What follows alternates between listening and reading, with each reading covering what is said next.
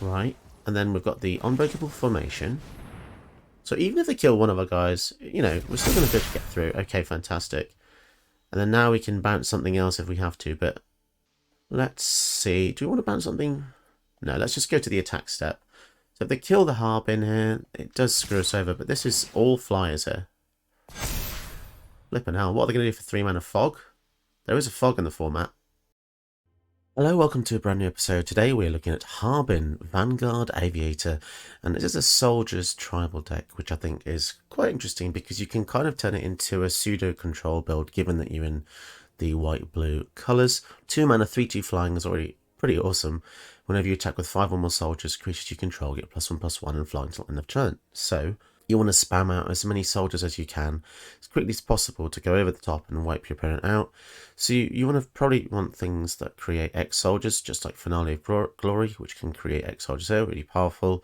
You probably want something like Horn of Valhalla, which creates X soldiers as well, which is going to be really useful. And then you have the equipment side of this card as well, which once equipped gives the equipped creature +1/+1 for each creature you control. So this is good late game when you've got lots of guys out and you can finish someone by going over the top. So yeah, you want to support the deck with lots of Anthem effects, like Radiant Destiny, which gives your team +1/+1.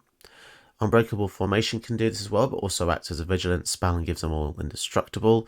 If you cast it during your main phase, this has got a pretty good finisher. Glorious Anthem. So yeah, you get the picture, lots of effects like this.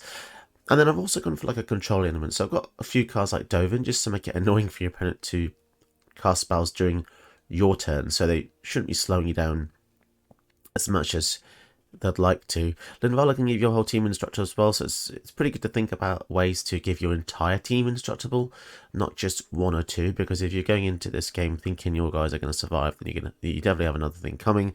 You got Dive Down and Shore Up to give your general hexproof. Something I think is pretty cool, which bridges the gap between aggro and control, is Protect the Negotiators.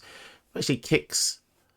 If you kick the spell, you're going to create a soldier token, and then you counter a spell unless it's control based 1 for each creature you control. So the later the game, the better this is. The more creatures you have out, the harder it is for your opponent to resolve a spell. It's nice because this actually gets any spell, which is kind of rare. Normally it will say something like non-creature spell, but this is kind of unprecedented to get a counter on top of a creature. I really like this spell. For 2 mana, it can really surprise your opponents. So yeah, it's definitely a fun deck. I really enjoyed it, and I think it bridges the gap really nicely if you prefer a bit of thinking with your aggro build. The deck list will be in the description below, so make sure to check that out. And don't forget to leave a like and a sub if you enjoy the content. Let's get into the gameplay. Okay, we go first against Gix. We've got a fantastic hand, given that we have the board wipe, removal spell, and a bit of synergy for Harbin here. Creating 2 soldiers at instant speed is going to be pretty cool. So we probably don't have to do too much here, but we are against mono black, which means that they may have a way to deal with our hand. So Fragment Reality is probably going to be nice here just to get rid of the Dreadhorde invasion, I think, because I don't want them to get... I really don't want them to get any triggers with Gix, but it looks like we, unfortunately, we actually got an unblockable creature there. So what we can do is we can use Dovin to prevent the Changeling from dealing damage, and then when Gix comes out, they won't be able to utilise his ability straight away, and then we can lead straight into a Day of Judgment. So our 1-2 punch here is going to be invaluable in slowing them down, and I really don't mind board wiping just a couple of guys because it's so powerful. Gix is incredible. Even okay, so they've put them in the graveyard, which means they probably have a way to, there we go, resurrect him. Put him on top of the library. Now, wouldn't it be funny if we had a way to mill? Be absolutely wonderful, but sadly we don't. So they're going to reveal our hand and discard a card. So Esper Sentinel's going away. Sad time. So if only we could respond to the Gix by exiling from the graveyard. Yep, it's too late for that. So for now, I think we'll just go for Harbin and then Flash and Omen the Sun. So they know we have this, which means it's not a surprise, but they don't know we have the Cemetery Protector. So we'll leave this up for the following turn. As long as they don't have a way to discard it, we'll be able to ambush them. Damn, getting with the Sentinel was very good, but you know what, they haven't really... They're probably not really going to have too many non-creature spells at this point. Let's go for Omen of the Sun. Something we want to be careful about is the 7 mana ability here. So yeah, let's keep fogging the Gix because we don't want him to do any damage. Your defects don't seem to bother And we can just fly over the top. So he can't deal damage, nor can he be dealt any. Liliana, okay. So they're going to make us discard a card, which means goodbye to Cemetery Protector. That's very sad. That is very sad. Okay, Temple. I think they don't have any. So they do have a Death Toucher, which is pretty annoying to say the least. So we're just going to go over the top. Now they're going to use the discard ability. So we might as well just go ahead and play the land. I really don't have time for you. Banishing Slash, that's perfect. And yeah, I think also going to prevent the Death Touch. No, prevent the Gix again. So we're probably going to lose Dovin soon, but we'll give them a run for the money. Yeah, it's a real shame getting rid of these 2 cards that provide more value. It's really going to sting. Especially if they keep discarding our cards and they keep going up with cards themselves, we're going to very much struggle here. The Planeswalker gives them pseudo lifelink as well, so you can think of that as a way to absorb damage. I think this is the first time I realised that the art of Liliana, the painting, sorry, the mirror behind her, it's not her reflection, kind of creepy. You won't be outsmarted. So they didn't even have to discard there, but they still chose to either way. They're going to attack with a Death Toucher.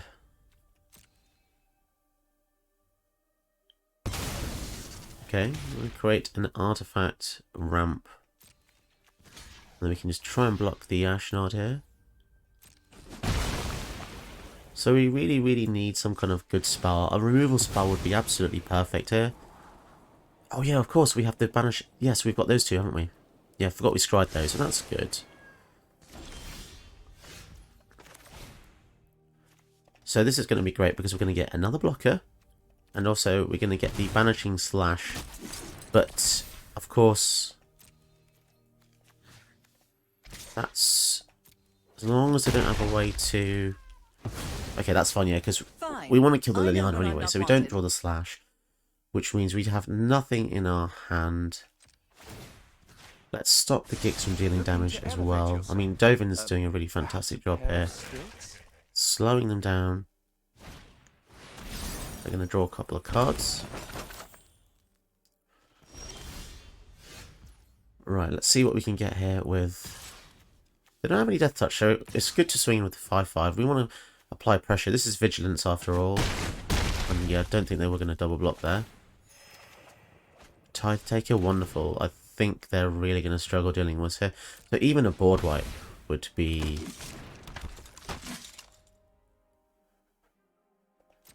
not that great. I mean, obviously I'm a bit frightened of board wipe. Something like a Meathook Massacre would just completely wreck us. 3, 6, 7. So they could have just used the 7 mana ability there with the Power Stones, but attacking in with a 2/2. Do we just let them 1, 2, 3, 4? Nope. So we're not going to block because we have 5 soldiers. And that just means we win, right? If we attack in over the top. Yeah. Really awesome if you ask me. Good thing I didn't block, because that would have been a bit trickier to get through. But yeah, a very nice way to finish the game there. We go first against Ludovic.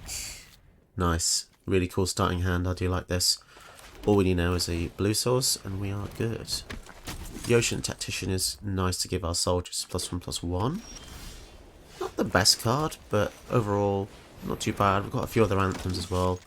There is another guy, Banalish Marshal, who's triple white 3/3 that gives your creatures +1, but that one was a knight and not a soldier, so this is a bit more relevant here. 2/2. We could just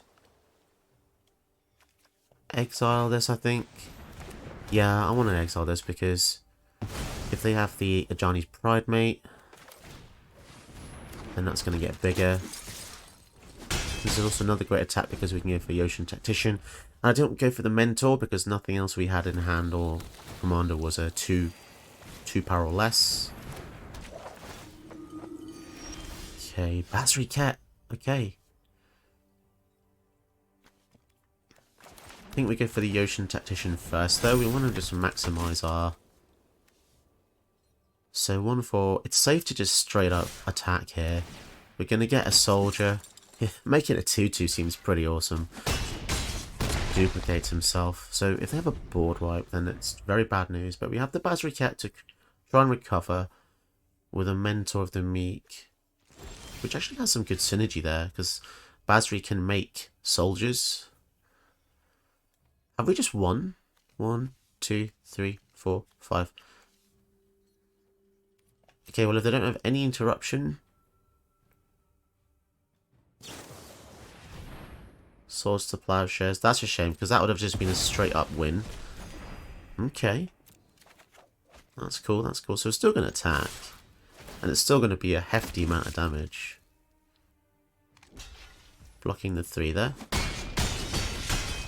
Down to 11. So let's diversify our threats. Let's go for Planeswalker, because if they have a board wipe, we really don't want them to just take care of everything, including our general. So this is just a lot better. They're looking for the 4th land, which incidentally does allow them to have board wipes, but okay. Wow, staggering insight as well. 6, 7, 8, 9... Yeah, so we can just do something very sneaky here and tap down the Core Celebrant using this fantastic card. And that's it. That's game. People often don't think about the simple effects like tapping. But I would recommend You're Confronted by Robbers. Really powerful card. Because it also makes soldiers as well. Right, we've got quite the fight here against a Corvold player. Deck is known to be fantastic. You know, it's a shame. We keep seeing the same ones over and over again, but there you go. Manami Yuki. I will say something about these tap lands. These tap fetch lands. They are very, very annoying because you just see so much more shuffling in the game now. And I really wish they didn't make these. I think it just... what do we get rid of?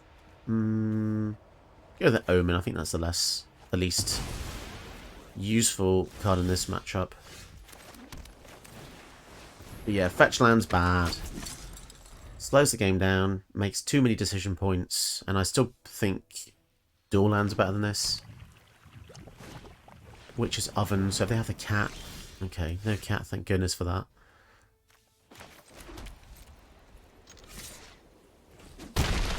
So for now, maybe we just go for Revoke Existence. Let's get rid of the Oven, I hate this card so much. And then we'll go for the Hasda Marshal. So they're 2 turns off Corvold. But at that point, hopefully they protect the Negotiators. Okay, Binding. That is a shame. That is a real shame. It's all, at the minute, it's just all classic, what do you call it? You know, classic Jund cards. They always have Binding. So, if they do go for Corvold, okay, so they're going to steal Harbin. And then they can, in the following turn... Ooh, okay, so now we can just bounce it back to our hand. And now they don't have one of our own things to sacrifice. So, that's good. But annoyingly, they do have the evolving... the Terramorphic Expand, so they can draw a card with the Corvold.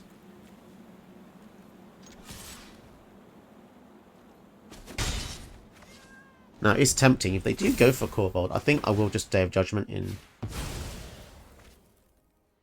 our turn. Yeah, I don't want to do it in their turn, because if we do, they'll be able to get the trigger from the crown. Oh, they're just going to sack that, fair enough. They also have another trigger here. They want to. 2 triggers, in fact. Flipping heck. And the scary part is they're going to be able to get the Croxer out the graveyard.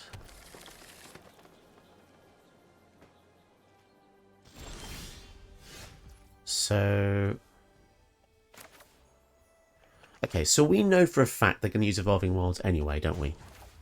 So we might as well just hold up the Day of Judgment and the Protect the Negotiators. There's literally no need.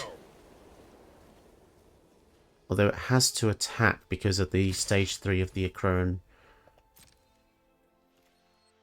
The Akron Wall. Okay, sure. Collateral damage, collateral damage. There's no chance in hell they wouldn't have used the Evolving Wilds. I kind of want them to also go for the Croxer.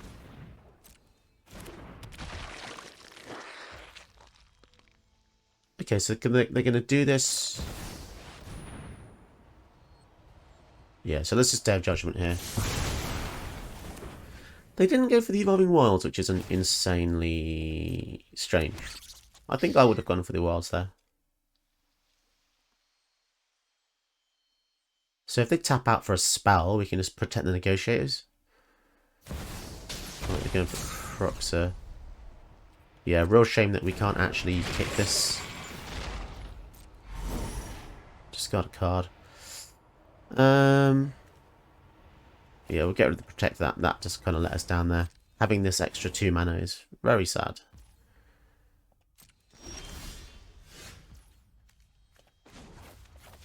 So let's tick up. That's more like it. And then we're going to flash in the Finale of Glory in their turn.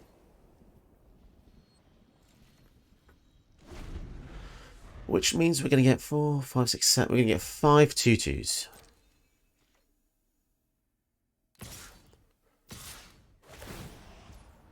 Okay, we're going to discard another card. So we'll get rid of the Harbin here, sadly enough.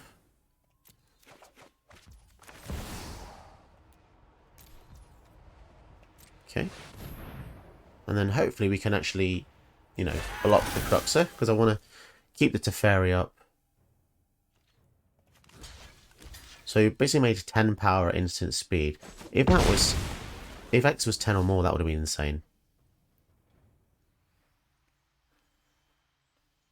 Because we would have had 10 angels. Oh no! They have all the answers this game, don't they? Absolutely all the answers. Sanguine Brushstroke.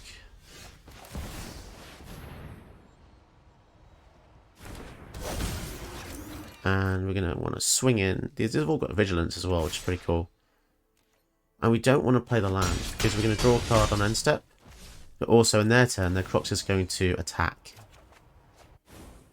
Okay, oh, we've got a protection spell, which is good. They're only at 10, but if they do have a board wipe, that's going to be terrible for us, because they have the Blood Artist. And they'll probably just win the game from there on. So, Crox is coming out.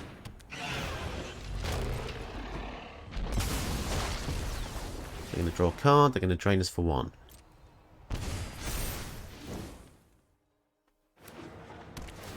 They get another fetch land. That's kind of crazy the amount of fetch lands they've had this game. They've used 4 fetch lands in this game. In the top 23 cards. Okay. Seems fair. And they're not going to attack. Unbreakable Formation is pretty good, I have to say.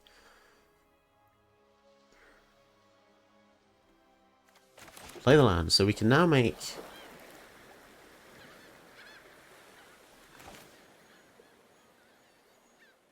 okay, it's time to go a bit crazy. Let's go for Harbin. And then I'm going to pass a turn. We're going to draw a card. So we get something else to sack to the Crox if they choose to. Glass Casket is a good way to get rid of this. Right. I just have to cross my fingers now, because if we get to our turn and they somehow tap out for whatever ludicrous reason, we're going to have an incredible attack force. Okay, so it looks like they're just absolutely spamming the field. They have 2 flying blockers, but will that be enough? Swinging in with the 6-6, they have 1 flying blocker. And we are going to have quite a few attackers here. So, interestingly about this, it says that whenever you attack with 5 or more soldiers, creatures you control get +1/+1 flying. It doesn't care which creatures it gives flying to, it just wants to see soldiers to start with. So we, you know, if we're lucky, we might be able to see the power of this card. Please don't have another spell. Okay, so we managed to protect Harbin. That's the first step.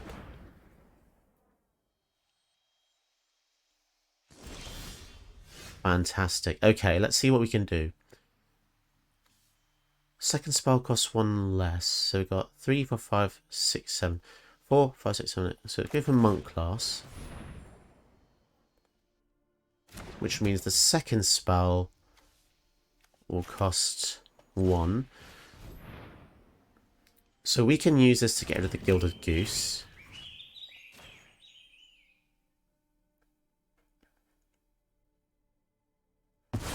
Right. And then we've got the Unbreakable Formation. So even if they kill one of our guys, you know, we're still going to be able to get through. Okay, fantastic. And then now we can bounce something else if we have to, but... Let's see. Do we want to bounce something? No, let's just go to the attack step. So if they kill the Harbin here, it does screw us over, but this is all flyers here. Flippin' hell, what are they going to do for 3 mana fog? There is a fog in the format. See, oh my goodness, we got them! We got them! Fantastic! Okay, we go first against Riel. It's going to be a pretty powerful deck. I'm on a mulligan to get a few more lands though. Yikes. Okay, reality chip might be nice. So yeah, is it discard deck? They're going to discard cards to draw cards. Once per turn as triggers, but it's going to be very strong. So they can go for Riel on turn 2. That's ridiculous. Unless we destroy the treasure. Yeah, let's destroy the treasure. I don't want to face a Riel on turn 2. I mean, we could have just let them get her out, and then we could have gone for the Harbin, and then used the Patriarch's Humiliation. That probably would have been better, to be honest. So whenever it becomes tapped, ugh, that's annoying. Although we can just kill it here. Yeah, I think we're going to kill the Magda.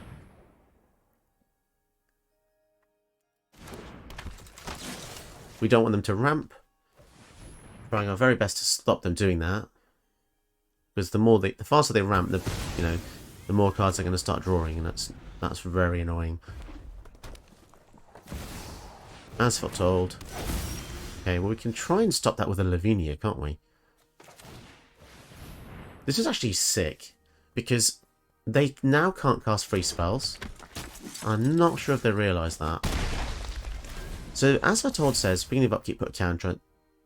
Then you can pay 0 rather than the cost of any spell that costs X or less, or X is the number of time counters. So they could opt, for instance, here for free. However, Lavinia says each opponent can't cast non-creature spells with mana value greater than the number of lands that player controls. Whenever an opponent casts a spell, if no mana was spent to cast it, counter the spell. So anything that costs 0 won't resolve. Which is going to be very awesome. I could spend this entire turn bouncing this, but I think I'd rather boost my team's power and toughness.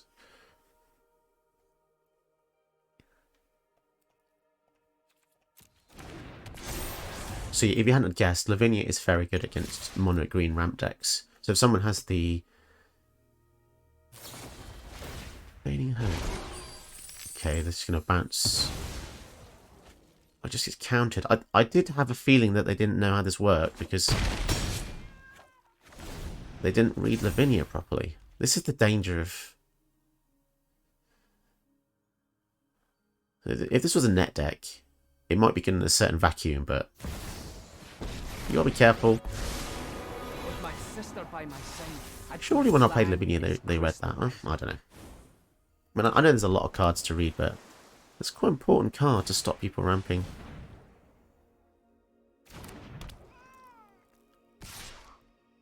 So they're basically playing empty-handed now. So yeah, let's bounce this to the hand. I want to get rid of the Royal Scions. Slowing them down as much as possible. And what should we do? Reality Chip or Dovin? I think Reality Chip's a bit better just because we want to be able to play stuff off the top of the deck. So they can play creatures with As Foretold unhindered. But... oh no, saying that, no, anything that costs 0. Yeah, they can't cost anything that costs 0, essentially. Yeah, this is fantastic card against combo players. 6-2, that's huge. Yeah, let's go for Myral here. I don't want them to do things in our turn. And swinging with the Harbin. So we don't have to worry too much about the Stormkiln Artist just yet. But there will come a point where this is essentially a second commander. And in some ways better because... wizard class. So they can draw 2 cards here. And they can also pump it up to stage 3. So whenever they draw a card, they can put a counter on the creature they control. That's scary.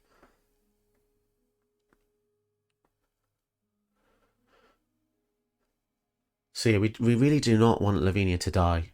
Yet. Saying that, if they tap out in our turn, and we go for the formation, they'll be forced to block.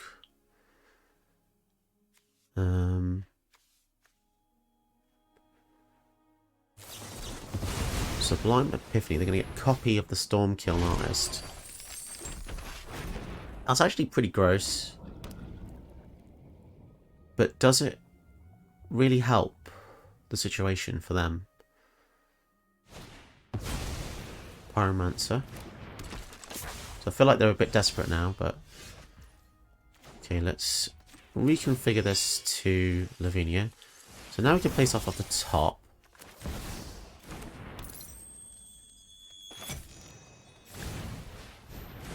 Okay, so we finally hit a land on the top. Down to 7, okay. They've got no cards in hand, which means... so what does this guy do? This can deal 4 damage to a creature.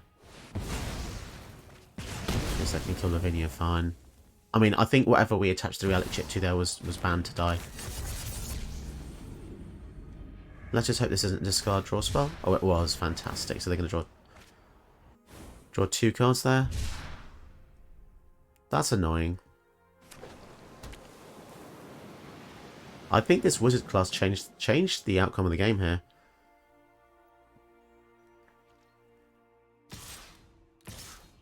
Swinging in. Okay, well, okay, let's just block. And if they have some kind of spell, we now know what we're dealing with. Okay, so they didn't use anything there. Okay, so they could potentially have anything.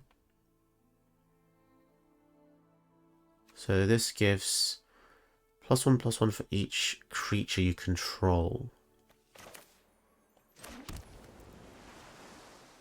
So it's 4. Wait, is that just win?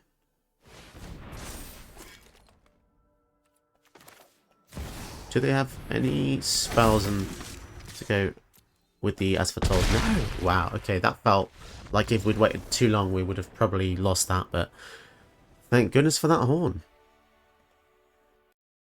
Did you know that you can help my channel by watching another one of my videos? Go ahead, you know you want to.